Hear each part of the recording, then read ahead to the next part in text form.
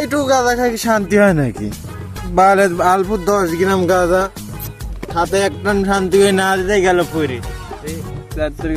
ওই ভুঁইয়ের কাছে একটা পয়েন্ট আছে রে বা, পয়েন্টটা দেখি মালে খানিক লোহা আছে ভারী ভারী। কেউ আসে নাই স্যার তোরে?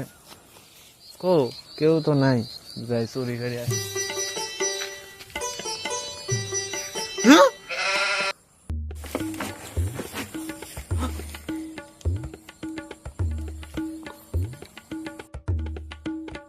এই শালা তুই এটা কি করতে আইছো?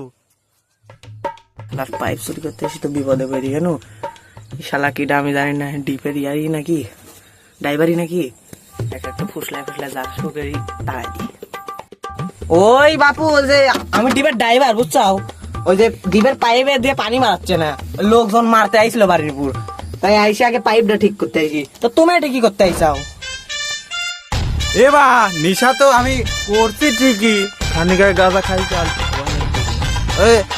তুমি তো, আমি তো জানি যে এই গ্রামের ওই মোল্লাপাড়া রুবেল কাকাই ডিপের ইয়া, তুমি এটা কি করতে কারে বা? আলপুর কম নয় গাঁজা খাই কি মাথা মতো নষ্ট হয়ে গেল।